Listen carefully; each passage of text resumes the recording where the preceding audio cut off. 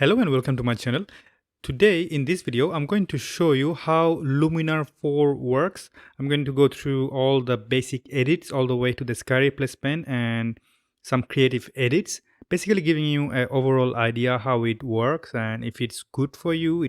Can it be a good replacement or alternative to Lightroom, DxO Photo Lab or Capture One, all those big names, or is it not as good that it sounds like? So let's jump in. So I'm not going to go through all the photos that I have here. I'm just going to stick with this one. I mean, before I start, let's face it, the reason why most likely you're going to get a Luminar 4 because of its amazing sky replacement option. Saves a lot of time. Obviously, you can use it as a plugin with your Photoshop or Affinity Photo. But my point is, you will be using it most likely to have some creative, artistic edit and sky replacement. So what I do before I go to the sky replacement, I'm going through all the essentials. So on top of it, you have the looks. So when you click looks, Luminar 4 will give you some presets. They generally all right. I mean, I have learned one thing during my life as an editor, which is nothing is bad. It's all about your personal taste. As long as you like it, they're good. If you don't like it, they are not good, period. So with that in mind, I would like to continue that edit. So personally speaking, I don't really like any of those preset. I personally prefer to stick with my own version.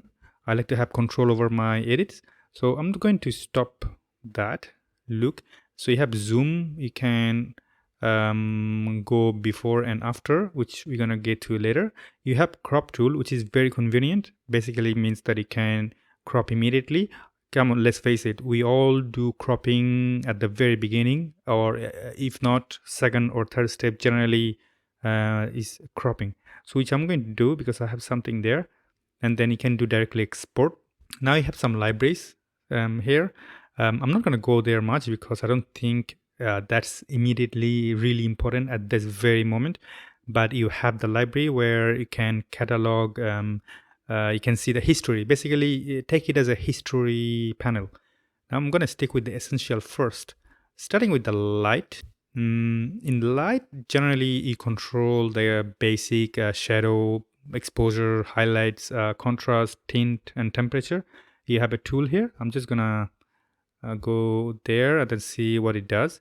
It shouldn't do much of a change because I already have done it, because these photographs, all of them are TIFF. They're not raw. Generally, I could edit raw directly here, but I have my personal way. I separate each job for everything. First of all, I do my lens correction, sharpening, all the basic edit and conversion into Silky Pix Developer Studio Pro. So that means that if you have Lightroom or something similar, I recommend you to do those first there and export as TIFF, which is not as good as RAW, but it's the next best thing, which maximum information. But be careful, you should export TIFF as 16-bit, not 8. Now, temperature looks good. So I'm not going to touch temperature, but you have it there. You also have some preset, I believe. And then you have exposure. The histogram says my exposure looks all right. Smart contrast still looks contrasty. I don't want it to be too contrasty. I want it to be actually less contrasty. So my point is that I'm not going to touch this at all, but just to show you, we have it. The AI enhance, I am personally curious what it does, so I would like to show you now. So AI enhance, basically you can see every time I'm changing, the photo is becoming blurred, which means that it's rendering, so you have to be patient on that area. So AI enhance, if I do, I don't know, 100% zoom, let's do it.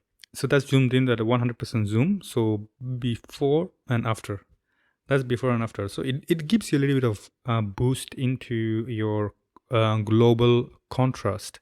And AI sky scanner, I think I'm not going to touch it now because I haven't done my sky replacement yet. And I'm just gonna go back because I don't need it. Again, I will use it. I'm just gonna show you one at a time what change it does. Actually, you know what? I'm just gonna do it there. The reason why I'm getting in this direction, because you have a red, yellow, and green. So you have 3 different colors. So you can see that change on color every time I'm moving a slider. So I'm just gonna go there. What is happening? So structure does a very good job as well. It doesn't look very ugly and aggressive, even though I'm at 50. So the sharpness looks all right. So if I zoom back, what happens? When I'm making the photograph smaller, it looks too crunchy. Again, not my taste. So I'm just going to go back, stay in 2021. And I think the boost, it means that you can add amount and then you can amplify it. So let's see if I'm right. Yeah. So you can basically, this is like the extend boost is the extended version of amount, or if you're familiar with what do you call the USM, unsharp marks, you know, the slider, you add some amount, then you can add the radius, more or less the same. So you can take it as DAS perspective. But again, I really like the overall short, the soft look. That's what I mean to say. Then color. So again, very basic. There is nothing surprising in it, which you should have it basically in every single mainstream editors out there. Saturation, vibrance, and remove color cast, which is, well, you know, if you have kind of like a yellow or whatever color, you can get rid of it. Each of the tab has advanced setting. Obviously, if you want to, it's essentially the hue, saturation, and luminance, HSL. Let's say in this case, I want to boost my red. So what I can do, I can go click it there. Actually, I don't need to move much. I can just stay there and then add saturation, bump it all the way up. And just to make sure that I'm working on my green, I can just reduce it all the way down. Yep, I'm working on my red. So it's not affecting my green, which is brilliant. So I actually like it because now you have a beautiful color contrast. Now I'm done there. Now you have black and white conversion. Well, I'm a big fan of black and white conversion, so I'm just gonna look ahead and see what it does. Well, globally it looks good. Then you also have each color channel luminance control. You can see the change. My dominant color basically here green and red. So I don't expect anything else to be changed. So let's see what it does. Green does the same thing. I'm just going to reset it, but you get the idea. If you're in black and white conversion, you have individual tools, which is fantastic. You have the luminance, I think the saturation. Let me see what it does. I'm just curious because I never had it. Oh, so what means that you can make the whole thing black and white, but then you can play with individual color channel and bring the color back, if I understand. Yep, that's exactly what it does. Again, it's like I said, I mean, if you're trying to be a Picasso instead of a photo editor, it's all up to you. There is, you know, in the world of artists, there is nothing wrong. As long as they're not offensive, nothing is wrong. Sky is the limit. So you be the Picasso, I'm just going to be the landscape photo editor who likes everything to be minimum. I sounds like a grumpy old man. Anyway, detail enhancer. Now, every time you look at each of those, enhance, everything is like trying to boost, amplify something that you have in your photograph. That doesn't necessarily mean that you have to boost it, because remember, your camera and lens, as long as they're good, they should give you the best detail available in camera first. And on top of that, when you shoot RAW, you have all the details there as well. So when you're paying for a very good quality lens, like for instance, this photograph is taken in Sigma 18 to 35. That's a fantastic, probably one of the sharpest APS-C lens that out there today, period.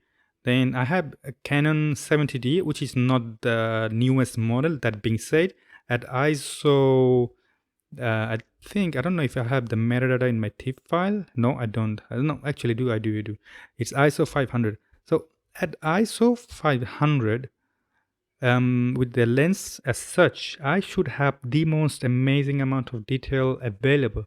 The reason why you need those detail enhancement or any kind of enhance, if you want to do kind of local contrast, like you want to give some kind of like a dodge and burn, or give it like a separation between each element, so that you don't have too much of a flat looking photograph. Now that being said, moving on to the details slider. So you have the small details. you can say that like a small and small, what do you call it, clarity or medium clarity or large clarity. So I'm gonna go all the way up, go crazy. That looks so ugly. Oh, I feel like vomit. And now same with the medium, so everything becomes thicker. Again, each of them, I'm doing a global change. You can always go to the advanced and then do some micro adjustment. And you have the edit brush, so which is fantastic. So each of the element has a brush, so you can just do local adjustment. You have gradient, you have the round radial mask, you have the luminosity mask.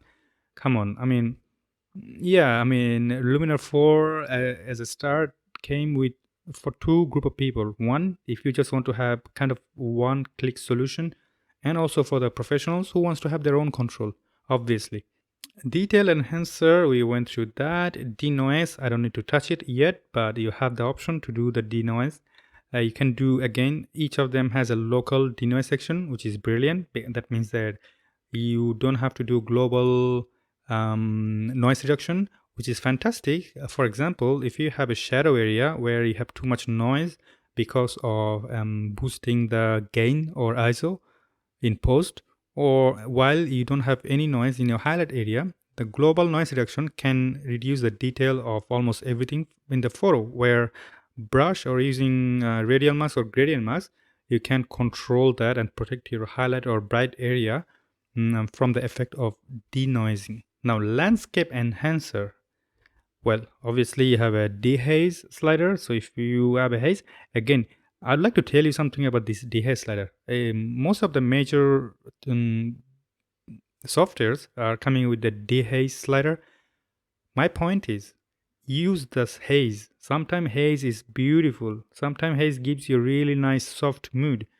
I don't understand. Sometimes every time there is a software, you have haze and dehaze both. I understand, like you want to get rid of the haze so that it can bring out some details, but sometimes that moody look just remains fantastic. Obviously, I mean, you can always have the different version of the same photograph, one with the haze, one with the dehaze. I recommend you to just go back to another day if it's possible, and then shot different version instead of adding them in post. It's nothing to wrong with it. My point is that it's like a personal satisfaction where I think deep inside your heart that this photograph was originally as it is. Nothing has been added in post, which is funny because I'm using Luminar 4, which is famous for sky replacement or adding elements, and I'm basically talking against it. So I hope that I don't sound like one of those grumpy old people that anyway. Golden hour, I like it. You know what, I'm gonna keep it. Which is, what is the difference between the golden hour and the white balance? If I add it a little bit, I don't see a huge difference. Do you? Okay, this is a temperature 19. This is how it looks like. Now if I reset that thing and go back to the landscape enhancer and then add golden hour, not far. Landscape enhancer is more like a combination of saturation and warm white balance. So what my point is, you can actually do that without this golden hour slider. Foilless enhancer. So foilless means leaves. So enhancer, what does it enhance? So it makes the leaves bit more pop. Again, I think in color tab, if you go to in this section and bump up the saturation, doesn't it do the same thing? I think it does. And you can have more control, like you're doing the green now, right? And you can go to the yellow and do pretty much the same thing, and voila. Not far. Yes, absolutely. Not exactly a 100% same, but my point is that it is possible. These sliders are like one click solution where the HSL is more detailed with more control. Nothing wrong. You be the judge which one you need the most. Vignette, that's generally the end of the photograph. You would add something. For instance, I'm not a big fan of Vignette because when I want to sell photograph, most of the agencies do not like additional vignette or logo. So this is the last thing I usually use. but you can fix vignetting, I guess, with that. Now you have the Essential tab. Now we are moving to the Creative tab. I think this is where we're going to have some nice sky replacement. And just to let you know, you have a good selection there. You can obviously download new sky images and show custom and add it, or you can even create on your own. Let's say you have a beautiful sky in front of your house or wherever you're visiting. You can just take the sky portion and add it in the library and use it for later. And you can also buy sky from Luminar or Skyloom website. There you go. Some of them are free, as you can clearly see, and some of them cost, they're not cheap. For instance, the Vanilla Sky or the Stormy Lightning, those don't come cheap personally, but you have it there. Right now, I'm just going to show you what they have. So the sky is pretty, you got nothing. This sky has nothing.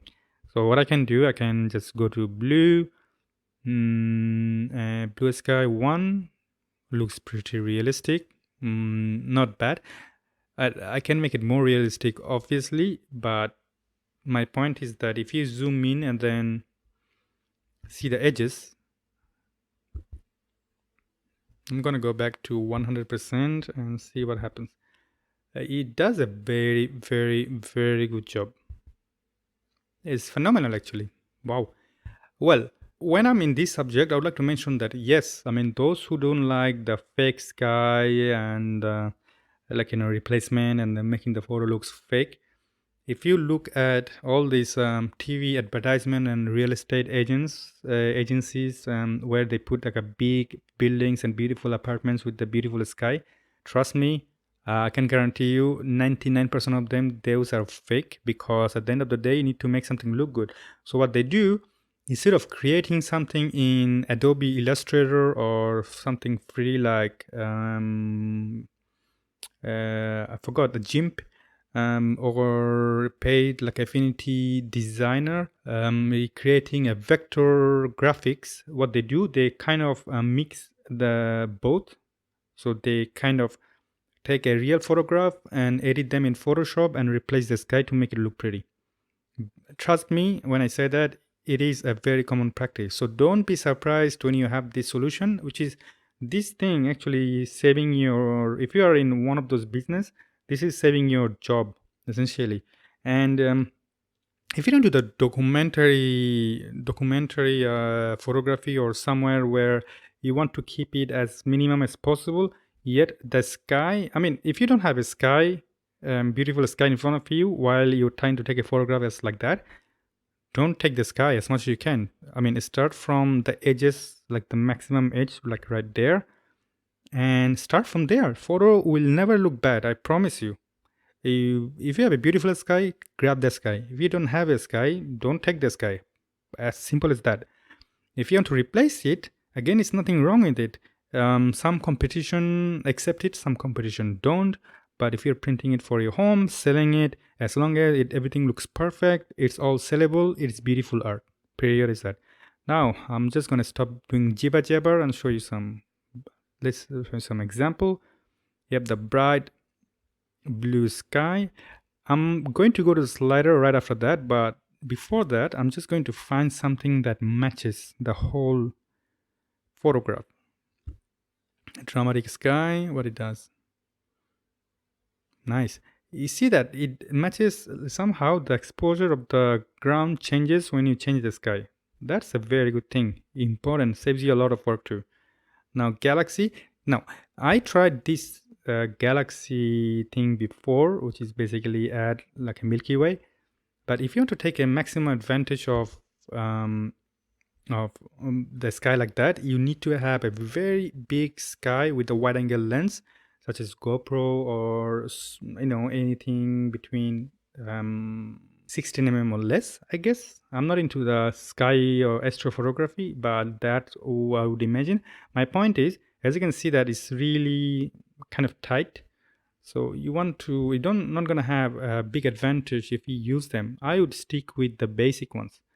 What I would stick with a sunset, I guess. Sunset sounds nice. There you go. So that looks all right, let's say I say all right. And then horizon blending, if I go all the way up and down, maybe I should go down a little bit. It's brilliant because you can go up and down and then try to make sure that they matches. And horizon position, you can change the horizon position, bring it down a little bit or up a little bit. I would go a bit up. There you go. Oh, actually, maybe a little bit just when the cloud is touching the top tree. Now that looks beautiful. Now relight sen. So if I go to 0, what happens? If I go to 0, I think I don't have any effect of the sky on the foreground. But if I go all the way up, it's making it darker. So, you can control the foreground light to match the background, obviously. I like it a bit more bright. So I'm just going to go up a little bit. And sky global, if I go up, so that's the brightness of the sky, essentially. Then again, you have the advanced settings, and you can just do local adjustment on your sky, close the gaps if you have some gaps there. Also the sky temperature, which is another important tool to match the ground. That's more about right. You have the exposure of the sky, you can go all the way up or down. Atmosphere haze, that's the kind of like an ortone effect. So I'm just gonna add a little bit, why not? Now that I'm here, I have the slider. I'm going to play the slider. My life, my rule. Haha. Anyway, again, you have the brush, radiant mask, and the gradient mask, and luminosity mask, all those tools. I am not going to play with them, but you have them if you need them.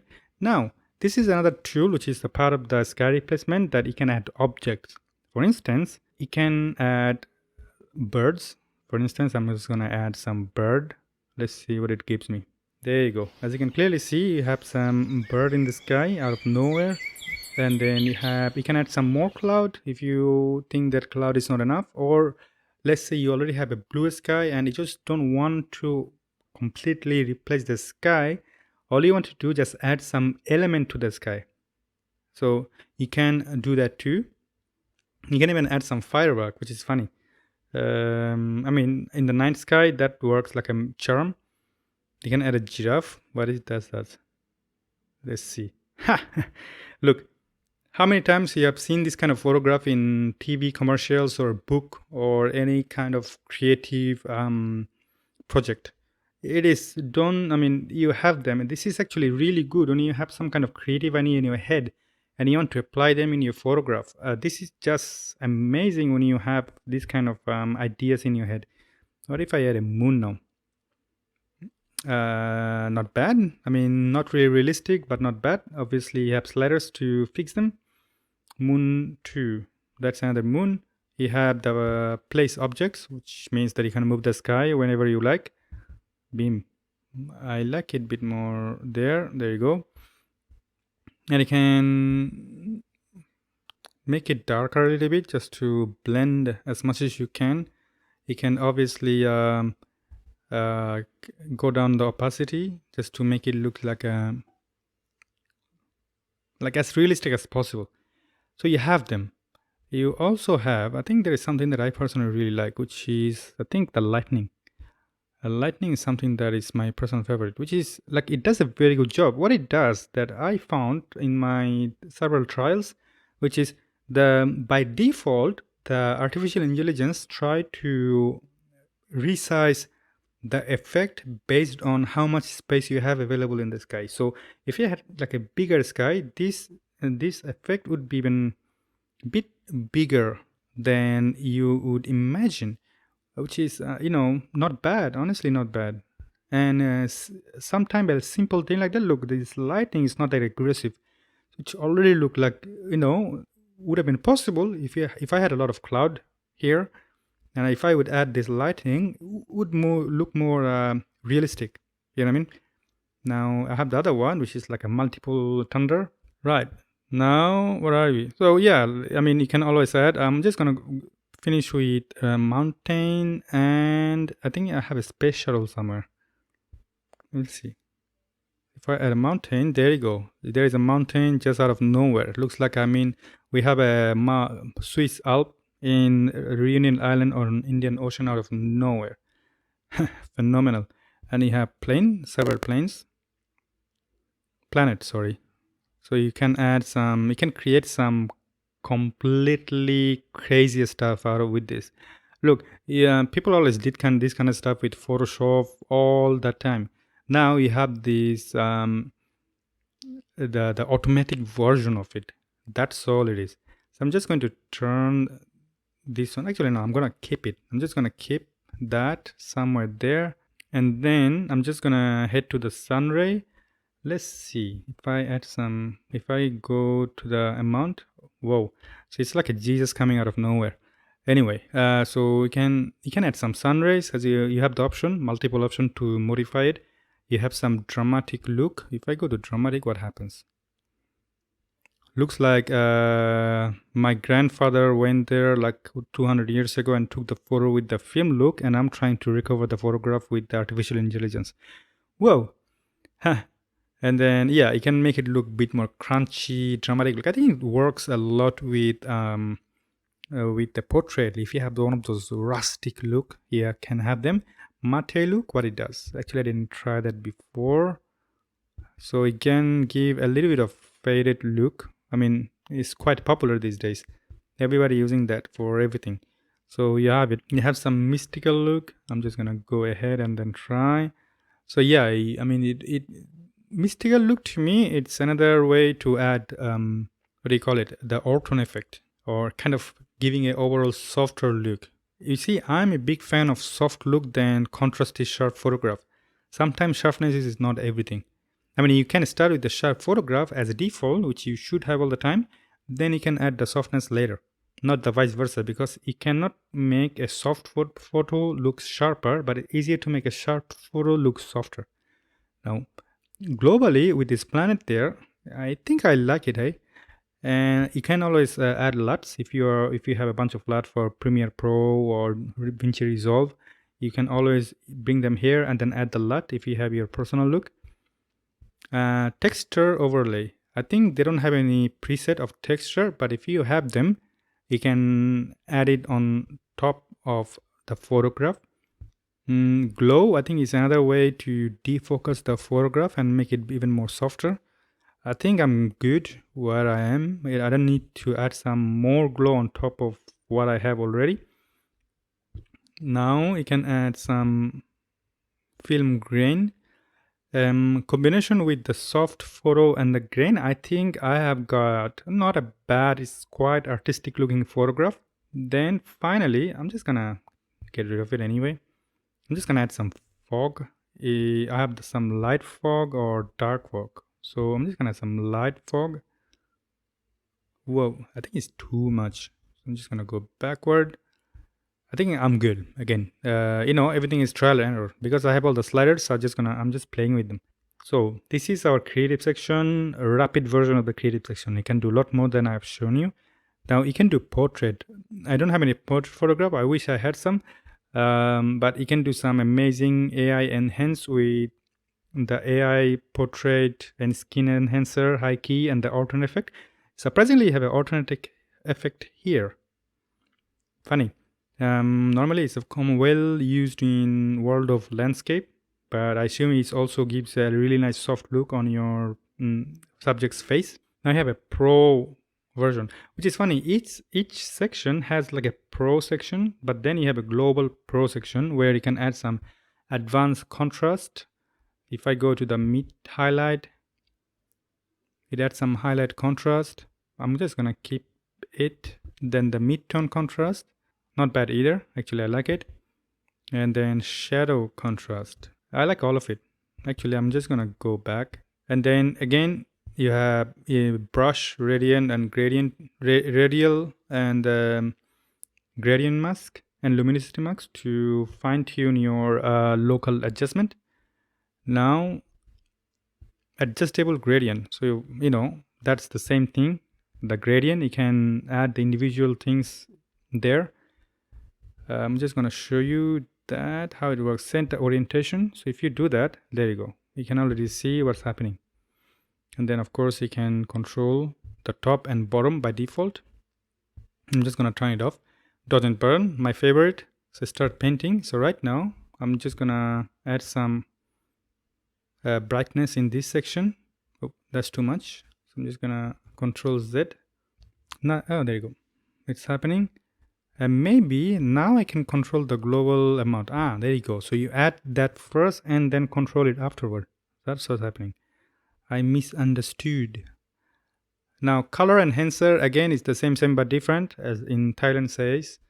You can add a bit more boost, overall boost, into make it look a bit more creative. It's like a freaking avatar, or I don't know, the Alice in Wonderland shit.